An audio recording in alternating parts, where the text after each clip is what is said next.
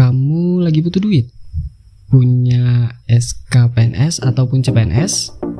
Ada kepikiran buat gadein SK di bank? Eits, sebelum kamu menyesal, tonton dulu video ini. Assalamualaikum, hai kawan-kawan semua.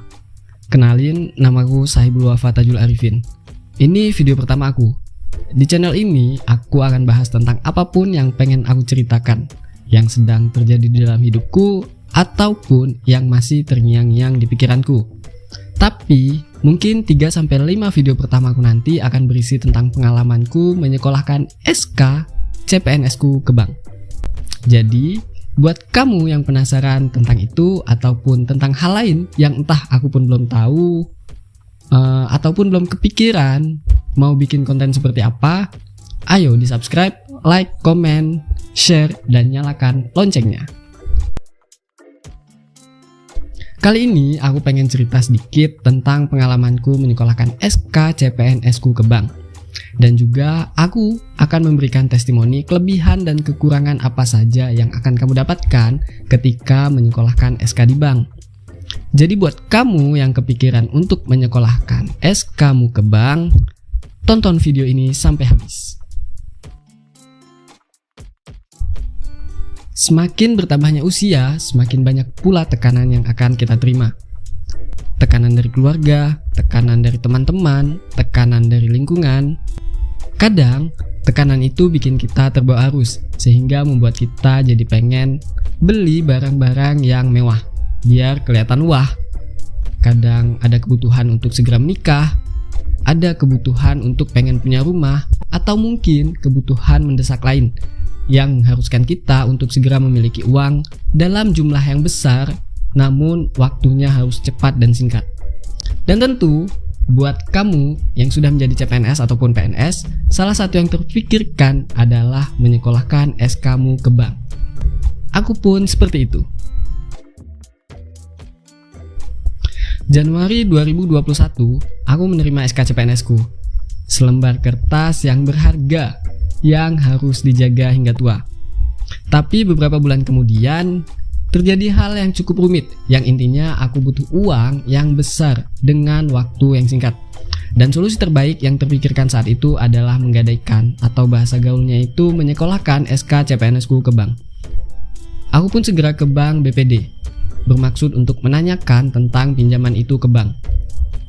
Sesampainya di bank, aku diarahkan untuk ke bagian pinjaman. Di sana aku diberi brosur pinjaman, seperti ini. Ini adalah rincian angsuran yang akan kita bayarkan jika kita minjam uang di bank. Kalau dilihat dari sini, jika kita meminjam dengan tenor atau jangka waktu pinjaman yang pendek 5-8 tahun, maka bunga pinjaman akan semakin kecil. Tetapi angsuran tiap bulan yang harus dibayar akan jadi besar. Sedangkan semakin panjang tenor atau jangka waktu pinjaman 10-20 tahun mungkin, maka semakin besar pula bunga pinjamannya. Tetapi angsuran per bulan akan terlihat lebih kecil. Jika di total pinjaman dan bunga yang harus kamu bayar, maka semakin panjang tenor atau waktu pinjaman, maka semakin besar pula yang harus kamu bayar. Dan sebaliknya, jika semakin pendek tenor atau waktu pinjaman yang kamu lakukan, maka semakin sedikit pula total angsuran dan bunga yang harus kamu bayar. Balik ke cerita. Nah, setelah itu aku pulang dan berdiskusi dengan keluarga. Dan hasilnya, aku pun memantapkan diri untuk menyekolahkan SK-ku ke bank. Ini pertama kalinya aku meminjam uang di bank. Dan aku meminjam uang sebesar 50 juta. Uang yang sangat-sangat besar buatku saat ini dan saat itu. Dan pinjaman itu berlangsung selama 10 tahun ke depan. Aku meminjam mulai dari tahun lalu bulan Juni. Dan tahun ini udah mau 1 tahun. Saat itu gajiku masih 2 juta sampai sekarang sih. Dan akan terpotong sebesar 600.000 tiap bulannya. Berat sih, tapi kemudian aku segera menyiapkan berkas-berkas persyaratan pinjaman. Syaratnya terbilang cukup mudah sekali sebenarnya. Kalau tidak salah cuma fotokopi KTP, KK, ijazah terakhir, kemudian surat pernyataan dari kepala sekolah dan bendahara sekolah, dan yang paling penting itu adalah SKCPNS-nya. Setelah syarat-syarat diserahkan ke bank, beberapa hari kemudian pihak bank akan menghubungi untuk penandatanganan akad. Dan setelah penandatanganan akad, beberapa jam kemudian uang sampai ke rekening. Cepat sekali. Terlepas dari baik dan buruknya menggadaikan SK di bank, menurutku kelebihan dari menyekolahkan SK di bank adalah kamu bisa mendapatkan uang dengan jumlah yang banyak dalam waktu yang singkat dan cepat. Prosesnya terbilang cepat, sangat-sangat cepat malah. Mulai dari pengurusan berkas sampai dengan pencairan itu hanya beberapa hari, tidak sampai 1 minggu. Sedangkan kekurangannya adalah yang pertama itu adalah bunga yang besar. Menurutku, bunga dari pinjaman itu sangat-sangat besar. Jika kamu minjam uang 50 juta, total angsuran yang kamu bayar jika tenornya 10 sampai 20 tahun itu bisa 80 sampai 100 juta, 2 kali lipat. Kemudian candu. Meminjam uang di bank itu sangat-sangat menggiurkan dan bikin kecanduan. Karena kita bisa mendapatkan uang dengan jumlah yang besar dalam waktu yang singkat. Nah, kemudian karena keenakan dapat uang banyak dalam waktu yang singkat, beberapa tahun kemudian pinjam lagi. Kemudian pinjam lagi, pinjam terus sampai gajinya tinggal beberapa ratus. Belum lagi rayuan dari pihak bank dengan berbagai macam promonya. Maka kebanyakan kita pun semakin tergiur untuk meminjam di bank. Selanjutnya adalah etos kerja yang menurun. Tentu tidak semuanya seperti ini, tapi banyak PNS yang sekarang gajinya tinggal setengah dari gaji pokok. Bahkan ada yang tinggal beberapa ratus ribu. Dan itu membuat muncul rasa atau anggapan bahwa mereka bekerja tanpa imbalan atau gaji yang sesuai dengan pekerjaan mereka.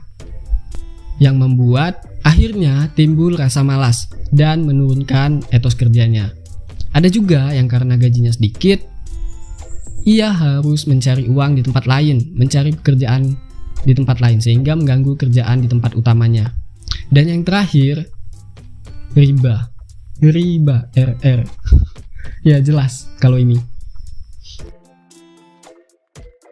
Kita semua pasti mempunyai prioritas masing-masing, mempunyai kebutuhan masing-masing. Ada yang bisa ditahan, ada juga yang harus disegerakan. Tentu saja sebagai orang yang sudah menggadaikan SK ke bank, aku menyarankan untuk sebisa mungkin menghindari dan jangan sampai menggadaikan SK di bank. Karena banyak sekali efek negatif yang akan terjadi. Jika bisa ditahan, tahan dulu aja. Kemudian mungkin kita cari pekerjaan lain atau penghasilan lain dan memperbanyak tabungan. Tapi jika memang terpaksa dan itu adalah solusi satu-satunya, ya mau gimana, gak apa-apa, tenang aja. Dengan menggadaikan SK kita di bank, kita juga berkontribusi terhadap kelangsungan hidup bank tersebut dan juga para pegawainya.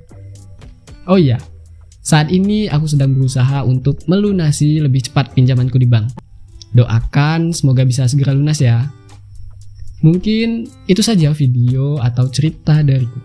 Semoga video ini dapat bermanfaat buat teman-teman semua dan teman-teman semua bisa mengambil hikmah ataupun pelajaran dari pengalamanku ini. Jangan lupa subscribe, like, comment, share, dan nyalakan loncengnya.